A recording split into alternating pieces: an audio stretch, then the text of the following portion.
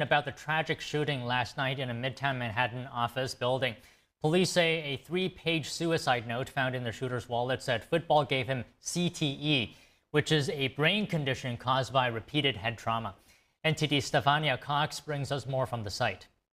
Yeah, I'm here at 345 Park Avenue where this tragedy happened. As you can see behind me, the American flag and the New York flag are flying at half-mast today. Meanwhile, NYPD officers are stationed around the building where this terrible incident occurred. Police say the gunman, identified as Shane Tamura, a 27-year-old from Las Vegas, had a documented history of mental health issues, though no significant criminal record.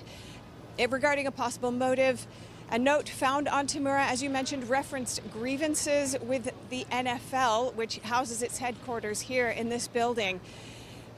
The note also had a plea to study something called CTE in regards to Tamura, which he believed that he had, it seems. Now that is called chronic traumatic encephalopathy, and that's something that is caused by repeated injury to the head. Now, Tamura previously played high school football and later worked as a security guard in Las Vegas. He had no direct ties to the NFL, and it's not known if he indeed had CTE, though CTE can lead to irrational behavior, depression, and other impacts on the brain. Yeah, Blackstone executive Wesley LePatner is the second victim that's been identified in this tragic shooting. The first was NYPD officer Diderol Islam. He was providing security at the building last night. He leaves behind a wife, 2 sons, and a baby on the way, tragically. 5 people have died in this incident, and a 6th person was critically injured, but they are now in stable condition. Mayor Eric Adams praised the efforts of the NYPD officers who went into the building last night and scoured each floor following the attack. He did say that the investigation continues, as you heard earlier, and they're still searching to confirm the motive and also to see if there were any other potential weapons involved. Back to you. The Manhattan building where Monday's shooting took place serves as the headquarters of both the NFL and investment management firm Blackstone. 2 of the victims have been identified. The New York City Police Department released a photo of slain officer Diderol Islam. The 36-year-old was working a corporate security detail Monday at the Midtown skyscraper, where the shooter opened fire. Islam served as a police officer in New York City for 3.5 years. He leaves behind a pregnant wife and 2 sons. Blackstone confirmed with NTD that Senior Managing Director Wesley LePatner was fatally shot as well. Blackstone said in a statement LePatner was, quote, brilliant, passionate, warm, generous, and deeply respected within our firm and beyond. The statement added, quote, our prayers are with her husband, children, and family. We're also saddened by the loss of the other innocent victims as well, including brave security personnel and NYPD. The 5th victim, an NFL employee, remains in critical condition. New York City Mayor Eric Adams is providing more details about the investigation into last night's deadly shooting in Manhattan. The attack claimed 4 lives, including 1 New York City police officer. The 27-year-old shooter also killed himself after the attack.